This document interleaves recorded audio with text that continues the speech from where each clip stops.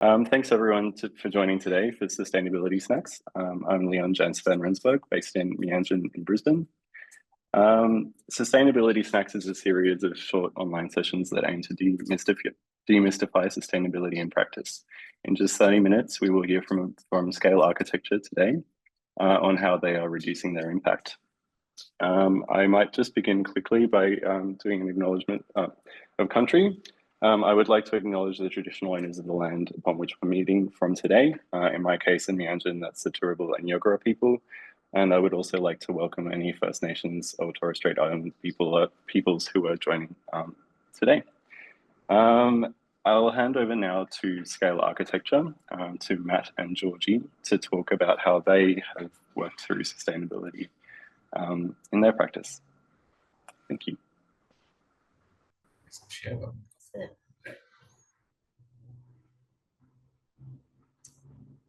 Hey everyone, hope you can hear us.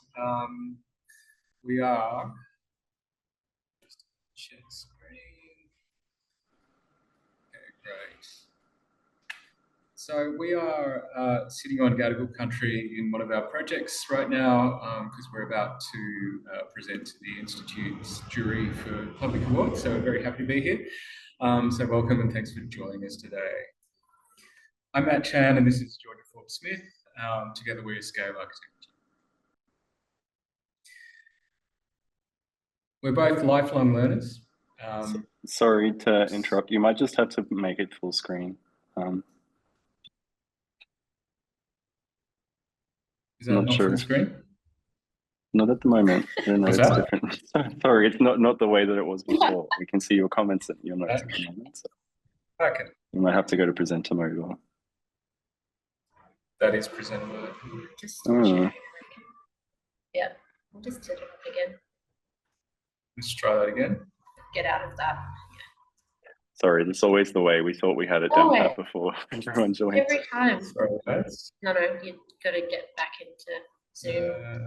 This is PowerPoint. Yeah, it's good work. Yep. Okay, share. This one. Yep. And then if you want to go to presenter mode.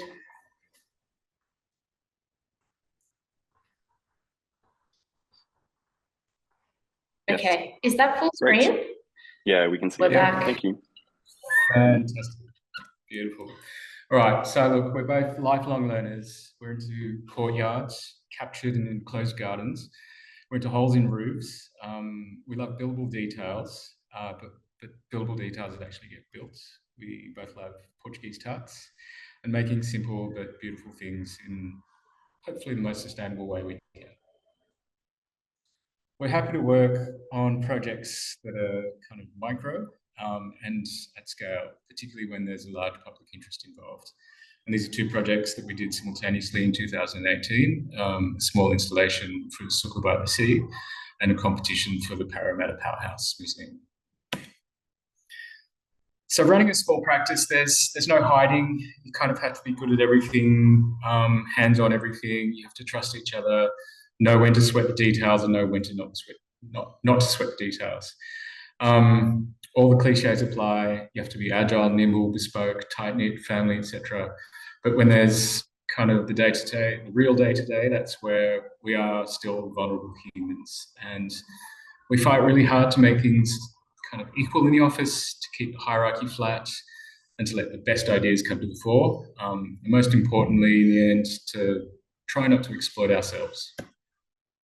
So Scale is 21 years old this year, and Georgie's been with us for half of that, for a decade now, and she's going to present our Parramatta Bike Hub project here.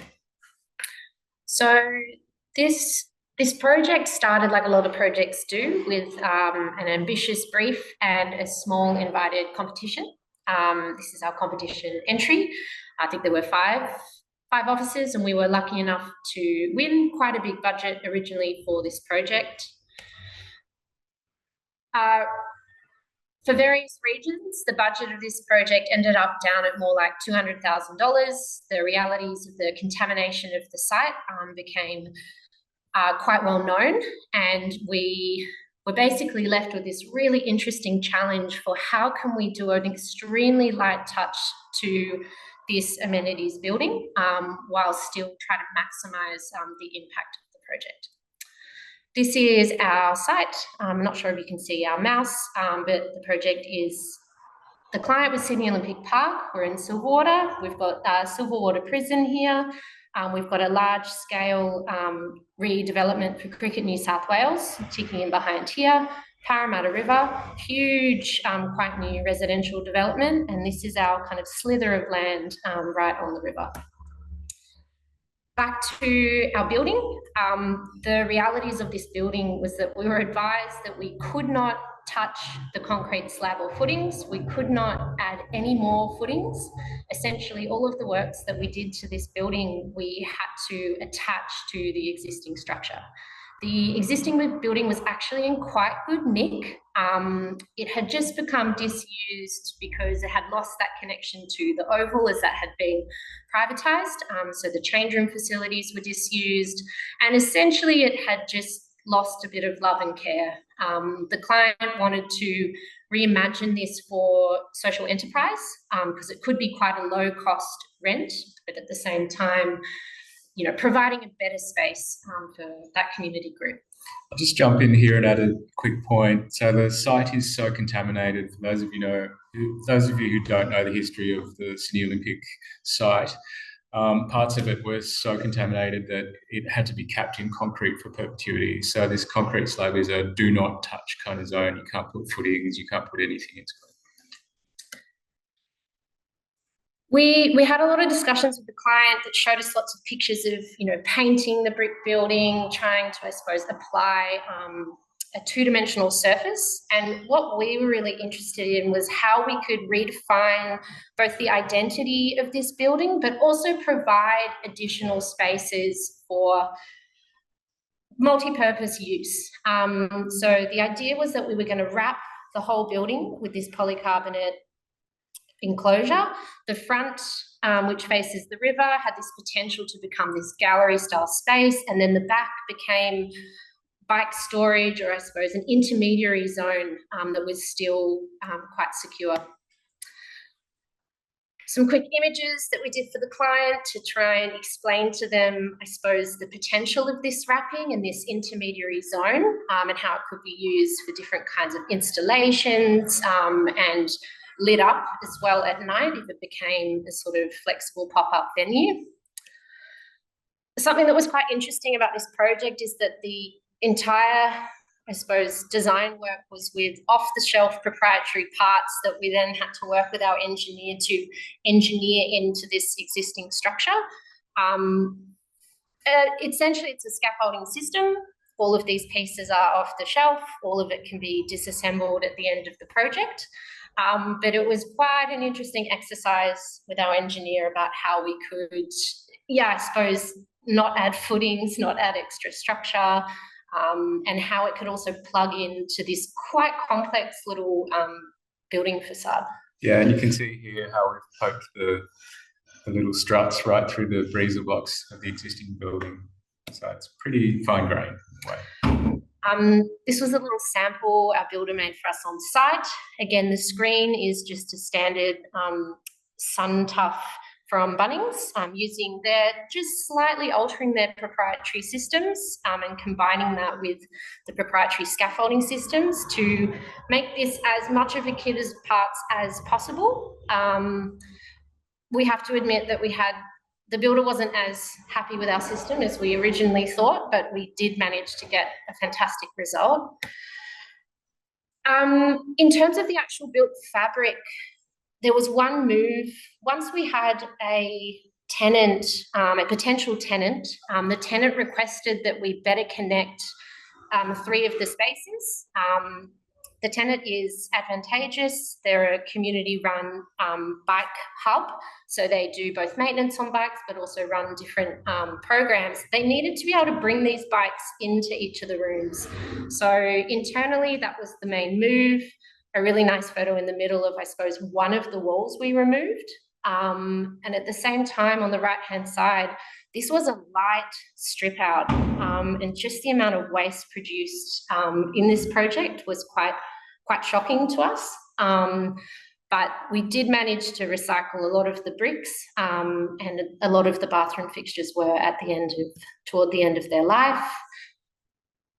Another small touch was relining the entire ceiling with a Dara panel product, trying to make this space obviously a little bit more habitable in the heat and in the colder months, as well as just, I suppose, creating a better sense of enclosure. It did feel like quite an industrial space, and there was a softening that happened when we added that ceiling lining in. Something else that we loved is we had to document all of these bits and pieces on the walls to make sure that we were trying to keep as much of that as possible. And we sort of found beauty, I suppose, in some of this quite haphazard over time additions that had happened to the building. Here are a few pictures of the building now in use, with Advantageous taking ownership of the space. Something that we love about this building is that it's messy. The way that it's used is messy. We love that, although it's quite a clean, almost super architectural wrapping of the space, the life that gets brought into the building adds these extra layers and complexities. The entire can be bought from Bunnings, the plastic fold-out tables. Yeah.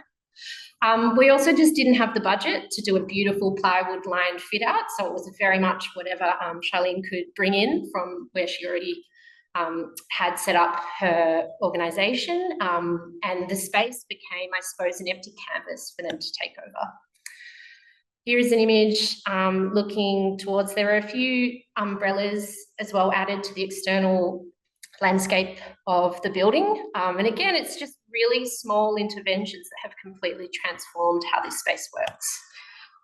I'll just go back one sec. So just to, Advantageous run Parramatta Bike Hub, and they're a community-based organisation that does kind of development for bikes and teaching people how to ride bikes, teaching Indigenous kids how to fix bikes, and basically putting those people back out into the community. So it's a really kind of lovely thing to land in this space.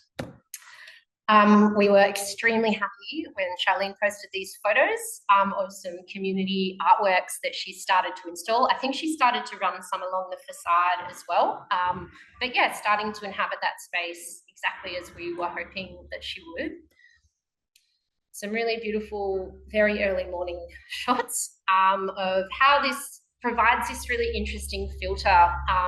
You can see at the front, the bikes actually race past the front of this building. You can see in the image on the right-hand side. So it kind of provides a layer of privacy, but also this intrigue, I suppose, about the building. On the left-hand side, you can start to see where the bikes are stored in this intermediary space. It becomes a space where people can actually go and donate bikes. So it's semi-secure, which again has worked really well as this additional third space provided by the project.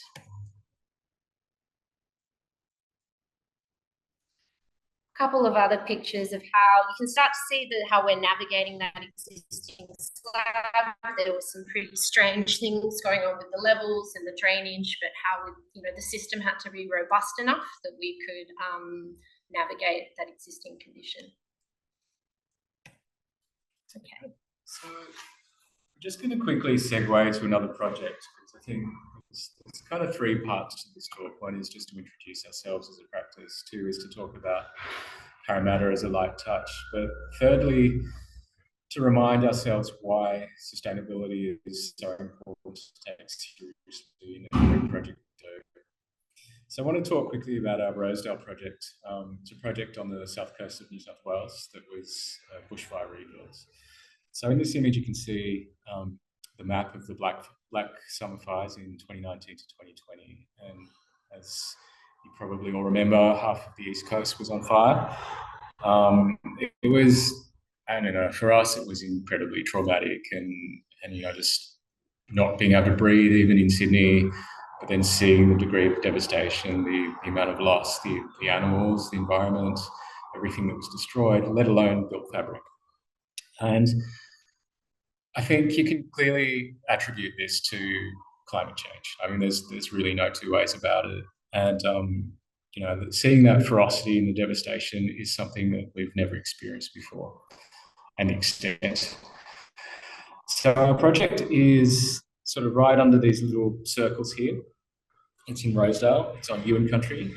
And Yuin country actually goes all the way from Nowra all the way down to close to the Victorian border and west to the Budawangs and up through almost to Canberra.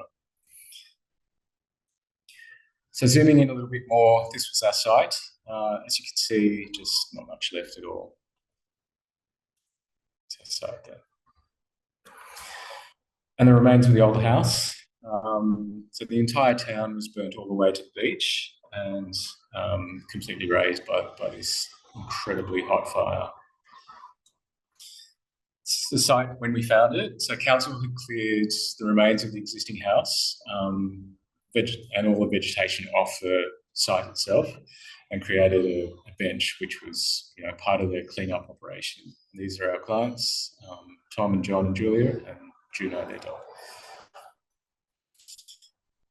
Our response was for a super compact house with a footprint of just 87 square metres. And one of the main constraints we had was to meet a budget that was related to the insurance payout. There was simply not enough money in this project to do anything more than that. But with that restraint, it provided a great kind of framework for us to experiment with a tight footprint and for coming up with almost a prototype for how we would like to build in these kinds of regions. It ended up an owner-builder project, with us taking a much more expanded role during construction, i.e. we were ordering windows, ordering doors, ordering materials, cash flowing that through our office. And that was our way of, I suppose, helping that recovery effort through the kind of rebuilds. So it's super hard to make a fire-resistant house completely out of low-carbon materials, and this is just a reality that we had to face. As much as we want to make this, you know, as sustainable as possible, whatever, you simply can't do that with materials that are not fire-resistant. It was possible to minimise the use of material by building less. So at 87 square metres, it's almost a third of the average house size in New South Wales, which is sitting around 239 square metres. But the reality is that we do need to use carbon to get stuff built, and our profession is very related to building stuff. So what do we take out of this? Well, we've published a few articles about our involvement in the bushfire recovery effort, and I think one of the things we're most pleased about in retrospect is how much impact this has had beyond its tiny footprint, and how the message of, you know, how we as a profession can help socially, you know, compromised communities, how we can help bushfire recovery efforts, flood recovery efforts, how we can use, you know, our smarts to enable low-cost solutions to problems that exist, I think has been really important for us. So to have an opportunity to work on a project with a large social impact has been amazing for us. It really speaks to how we want to define ourselves as a practice.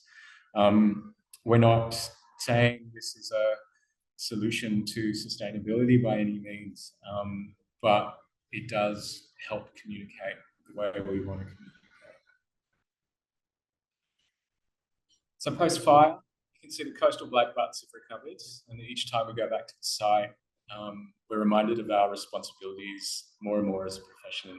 That is, if we want places like this to exist in the future, we need to take better care of things, take care of country, and that means taking care of Mother Earth and being as sustainable as we can.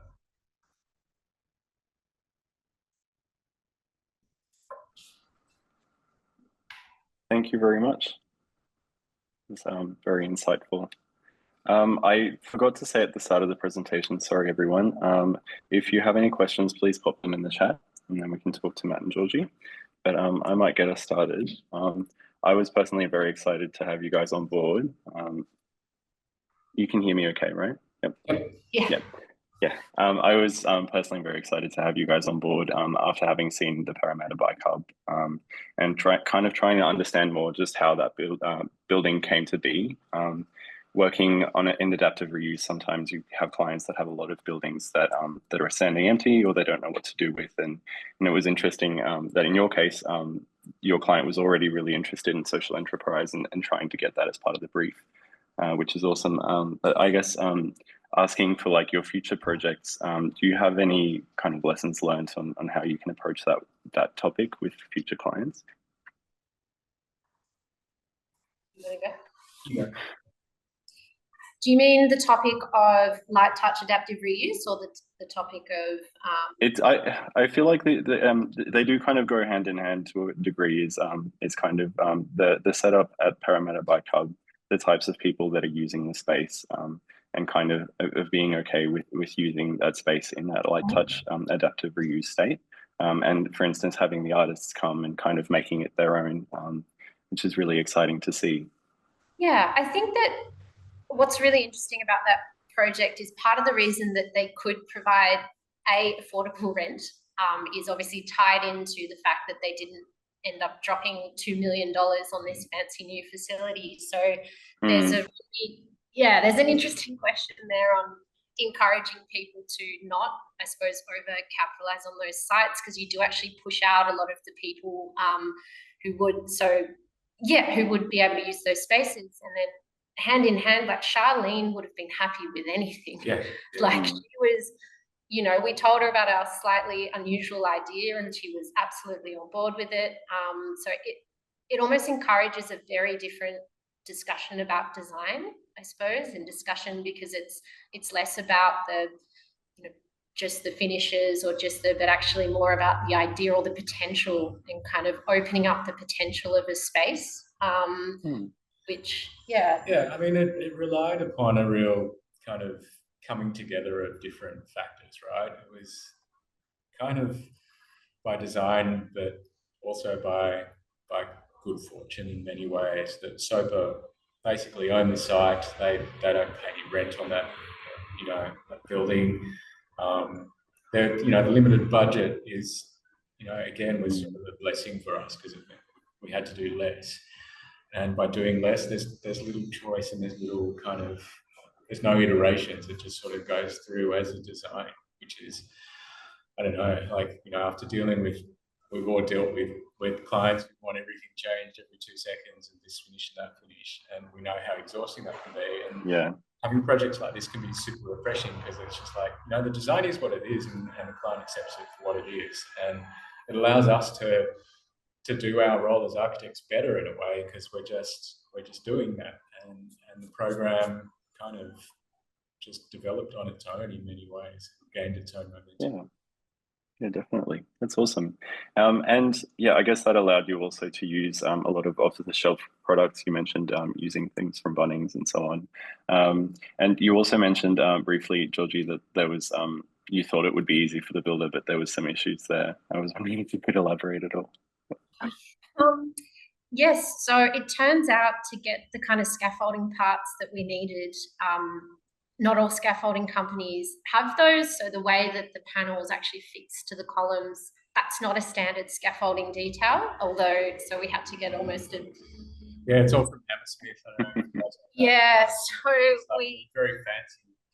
So some of those fittings are actually quite expensive. Yeah. It's great that they can be reused, as well as how to integrate the SunTough system in how to fix that into the scaffolding. Again, it looked like a really straightforward detail. He had to cut the standard H channels in half and kind of drill through. Everything had to be to module, so we didn't actually cut any SunTough apart from above the openings. So we had to, on site, he had to rejig our grid a little bit to get everything to be full panel. How it fixed into the building, because the building's a skillion. It's like every single I suppose, puncture where that scaffolding is fixing to the building is a different condition. Some are through the fascia, some are like halfway onto a concrete, a breeze block. Some of them are just through a brick, some of them are through a window that's been partially dodgily bricked in. So we had to, yeah, it was kind of a combo of probably the builder just doing stuff and not telling us, or the engineer. Yeah, we weren't involved on site at all. We had that one, yeah. Well, that's really interesting to know, because my comment back to you was going to be that like, yeah, it's great that you've got an architect that that can work through all those details and those minutiae on site. But yeah, that's fascinating. I was also going to ask you, like, we don't have any comments really in the chat, just from Philippa saying thank you. I was going to ask you as well, your the second project that you presented about kind of creating a better social impact, how architects can create a better social impact through their work. I was wondering if there's anything that you are going to take on in your business, or have taken on in the structure of your business, to be able to support that kind of work. For instance, taking on some of the project budget management for that client, the client that had the bushfire issues, or yeah, in an ideal world, yeah, it would be amazing to continue, but I think it was kind of a one-off for us in that sense. It's not to say we wouldn't do it again, but taking on risk almost as a quasi-contractor is a completely different ballgame, and it requires a lot of focus in construction, in building, and we'd like to do it. It's just, I think it's got to be the right project. It's got to be the right time, the right place. Yeah, I suppose a halfway point that we have started to do in projects is when we have projects where clients are happy to be owner builders. We have so much knowledge now about how to build things lower cost. So we do have a couple of jobs at the moment with, we just say, normal people with normal budgets that 10 years ago could have built something. They're small houses, and we're sort of in a place now where we can help them not take on the financial risk, as Matt kind of highlighted, but we can lean them towards some of the prefabricated systems we used in that project. And yeah, cost management, we actually do. Our projects are all tight on budget, all of them. So we do manage costs quite closely, I suppose, from an architectural sense. Yeah. And then it is starting to lean towards construction methodologies and things like that. But it's still quite early days, I suppose. Yeah, we're pretty hands-on in that sense. So I think that does, translate into a lot of different projects. But to actually build a business or, build a practice around purely doing social enterprise work would be great, but we've got to find projects and the right people and the right clients for that to happen. So we're definitely open to it, I think. Yeah, definitely. Oh, that's awesome. I guess then one final question from me again, on that second house, working in a bushfire zone, trying to build as small as possible, all of that. Is there any kind of lessons you've learned that you can leave us with, or kind of challenges on that front? I think the key lesson is understanding how sensitive community is in those kind of damaged environments. One thing that I did some volunteer work down in Cobargo after the bushfires, and one thing I wasn't prepared for was how many people were suffering through mental health issues, how many people had lost friends, family, people they knew through suicide, through, self-harm, etc. And that the media doesn't really report that because it's almost too hard, and no one talks about it. And you go in there as an architect and you're absolutely ill prepared to deal with those kind of social issues firsthand. We're not really trained for that. So that was super kind of confronting in a way. It's like, sure, you just want to go and volunteer and help out, etc. And you realize you don't have the training or the skills to deal with those situations. So, as we deal with these kind of disaster situations more and more in the future, how do we as professionals kind of best contribute to that effort? And I think the way to do it is with our trade, and that is to help rebuild these communities with buildings. And I think it's better than us trying to tie fences really badly, because the fences are just falling. It's hard to imagine how confronting that can be, and I'm sure those of you who have volunteered would kind of experience a similar thing. Yeah, well, thank you very much. I think that's actually a very nice note to end on. The empathy in your work is very obvious, and yeah, it's really exciting and inspiring to see as well. So thank you very much for joining us, Matt and Georgie, and thank you everyone thanks online. for having us. Thanks for having us, and have a great day, everyone. Yeah, thank you. See ya. See you.